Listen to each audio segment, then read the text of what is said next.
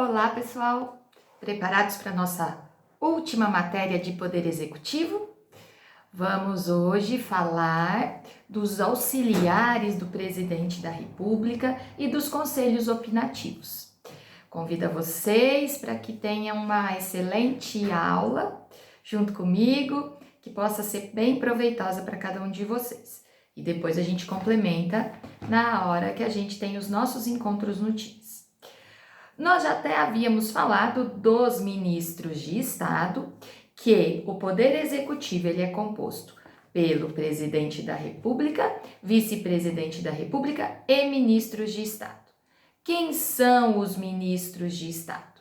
São aqueles auxiliares do Presidente da República, aquelas pessoas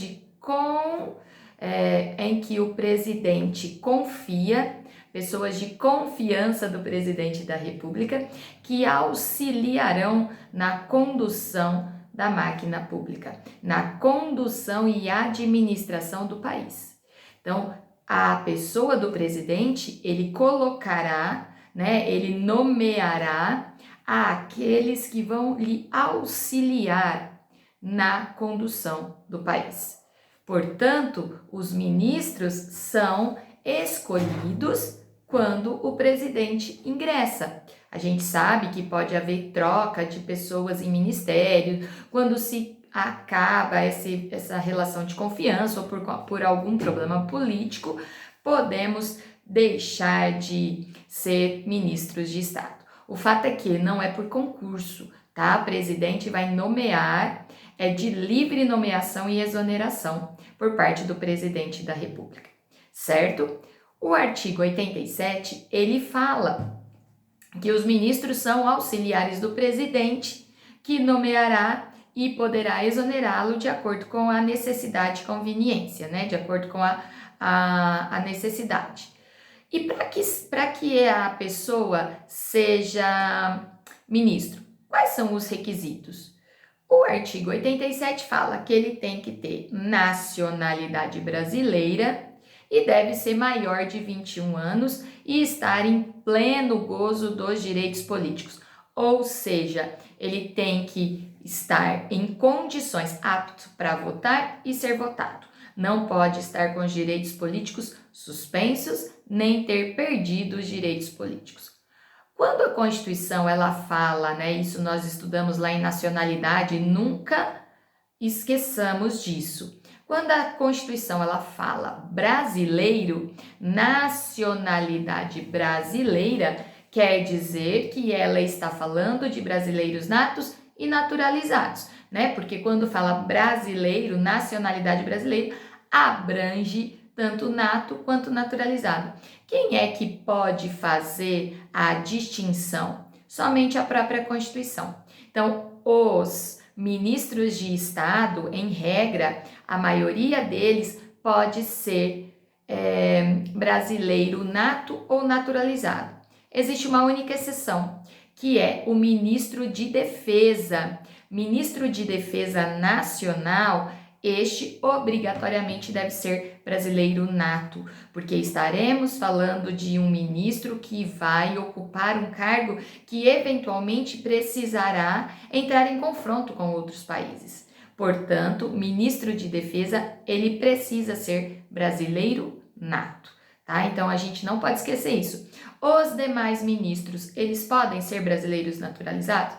Podem, tá? Nós já até tivemos nesta gestão atual, um ministro da educação que não era brasileiro nato, ok? Então, é absolutamente possível termos como a única exceção, e aí coloquem aí em letras garrafais essa exceção, que ministro de Defesa não pode ser brasileiro naturalizado, somente brasileiro nato, que é o caso das exceções que a própria Constituição faz.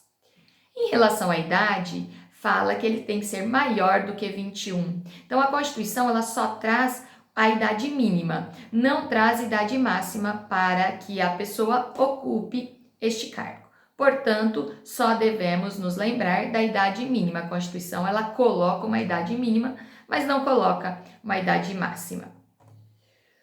É importante a gente saber também quais são as atribuições dos ministros de Estado. Onde estão essas atribuições dos ministros de Estado? Estão aqui também no artigo 87, né? O caput fala: os ministros de Estado serão escolhidos dentre brasileiros maiores de 21 anos e no exercício dos direitos políticos.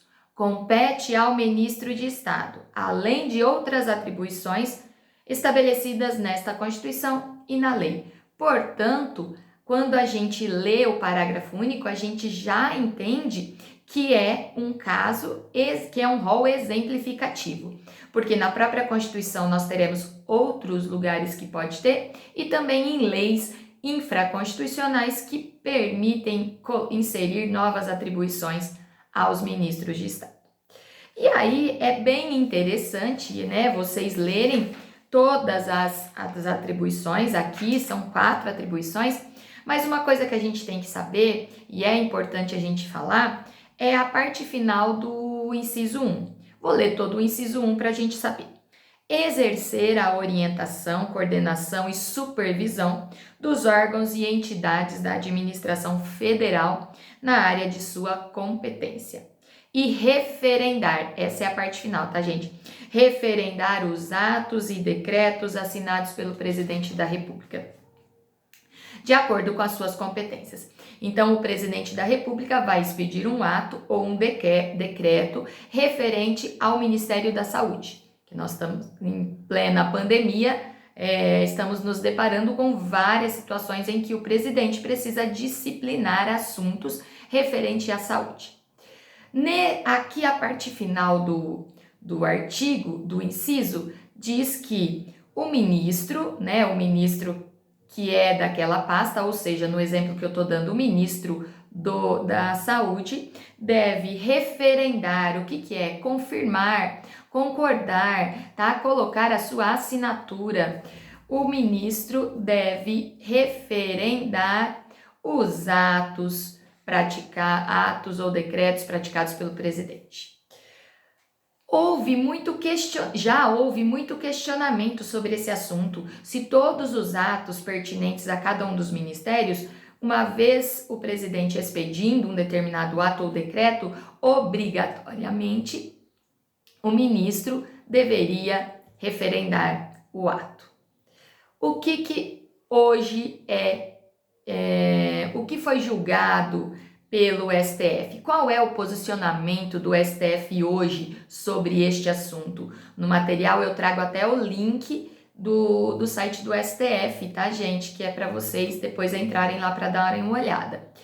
O STF hoje entende que não é obrigatório, é prudente, deve acontecer, na maioria dos casos, deve acontecer, porém não é obrigatório, portanto, não é algo que vai invalidar o ato praticado pelo presidente da República. Trago aqui, né, uma parte do que foi deste julgado e fala que numa dimensão estritamente institucional, cumpre ter, por isso não se concerne à função de referendar, que não se qualifica como requisito indispensável de validade dos decretos presidenciais, tá? Então, para o STF, não é um requisito que vai invalidar o decreto presidencial. Se tiver, melhor ainda, porém, não é causa para invalidar o ato presidencial. Nós temos essa importante atribuição, depois nós temos a atribuição de expedir instruções para execução das leis, decretos e regulamentos, apresentar ao presidente relatório anual da sua gestão e da gestão dos seus ministérios, praticar os atos pertinentes às atribuições que lhe forem outorgadas ou delegadas pelo presidente da República.